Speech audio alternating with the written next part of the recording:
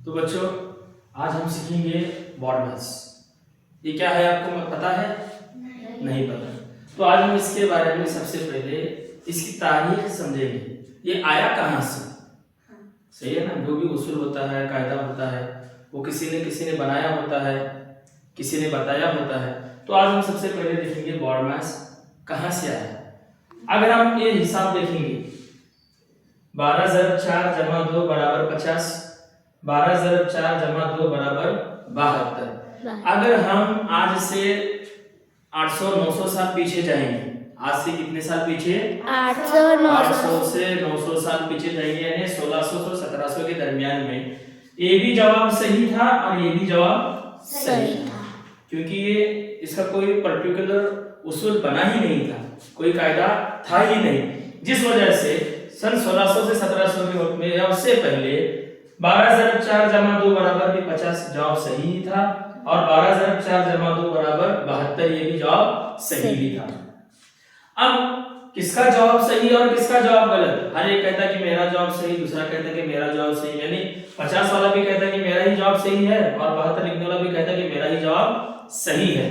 तो कभी कभी लोगों के दरमियान में ना इत्तेफाकी होती, कभी उनके अंदर बहस होता, मुबाहिसा होता। इसीलिए पूरी दुनिया के माहिर रियाजीदान, कौन?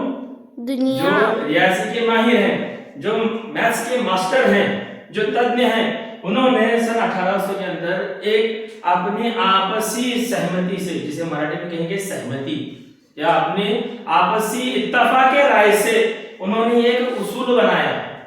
ये बॉर्डर्स जो है रियाजी का कानून नहीं है, ये आपसी जो रियाजी थे उस वक्त में उन्होंने मिलकर बनाया हुआ एक उसूल है जिसे बॉर्डर्स कहा गया, जिसके तहत उन्होंने चंद उसूल बनाए। क्या बनाए? चंद उसूल बनाए। अब वो उसूल क्या है? ये बॉर्डर्स में है। अब आप कहेंगे सर आपने ये बॉर्डर्स भी लिखा है और ये पेडमैस भी लिखा है, ये क्या है? तो दोनों का मतलब भी वही है।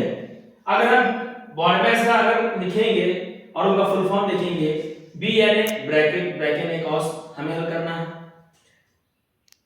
ओ यानी ऑर्डर, अब उसके अंदर कुव्वत के हिसाब कुव्वत होगा, कुव्वत की मिसालें होंगी, कुव्वत की कोई अदद होंगे, उन सबको क्या करना है? हल करना है। उसके बाद में डिवीजन यानी हमें क्या करना है?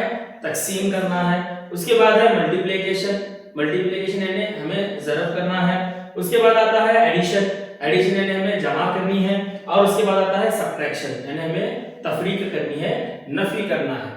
अगर हम पेडमैस का देखेंगे, पेडमैस में पी का मतलब होता है पैरेंथेसिस, यानी उसका मतलब ही होता है ब्रैकेट, और हमने बॉडमैस में बी का ब्रैकेट देखा है, सिर्फ नाम का फर्क है, मतलब उसका वही है।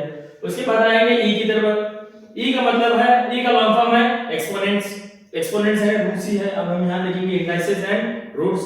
दोनों का लफ्ज अलग है लेकिन मतलब क्या है? दोनों का एक ही है। तो हमें बॉडमैस का मतलब समझ में आया? तो आइए अब हम मिसाल के जरिए समझते हैं इसको। अब हम यहाँ पर बॉडमैस की मदद से इस मिसाल को हम क्या करेंगे? हल करेंगे। जब हम देखते हैं तो हमें पहले यहाँ पर क्या नजर आता है? कॉस नजर आती है। तो हम सबसे पहले किसे हल करेंगे? कॉस को हल करेंगे। अब 5 से पढ़ा 2 तक पढ़ना है, ज़रब में है 5 दूया 10। अब ये 10 में 6 मिलाएंगे 16। तो बाकी जैसे उसी तरह लिखेंगे 5 जमा, इसका जवाब क्या आया कॉस का? 16। तकसीम 8 नफी 2। यहाँ तक आपको समझ में आया? अब उसके बाद अगला हम क्या करेंगे? यहाँ पर ब्रैकेट के बाद में क्या था? डिवीजन था। डिवीजन क्या था? डिवीजन, डिवीजन हमें करना है। डिवीजन यानी तकसीम का अमल। अब इन दोनों में तकसीम का अमल करेंगे। 16 को किससे तकसीम दिया गया है? 8 को, यानी 5 का 5 लिखेंगे, ये जमा का जमा लिखेंगे। अब 8 से तकसीम करेंगे 16 को, तो 8 का पहाड़ा कहां तक पढ़ने पर 16 जवाब आएगा? 2 तक।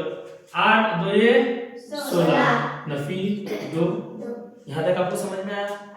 अब इसके बाद जमा का अमल है, तकसीम के बाद ज़रब है, ज़रब तो अमल है ही नहीं अभी हमारे पास, तो अब कौन सा अमल बचा? ज़रब के बाद जमा का अमल। तो अब मिलाएंगे 5 और 2 7, नफी का नफी 2 का 2। अब जमा के बाद कौन सा अमल है? नफी का। तो 7 में से हम क्या करेंगे? 2 मिलाएंगे, कितना जवाब आएगा? 5। समझ रहे हो आप? समझ रहे। यानी इसका जवाब कितना आएगा? 5।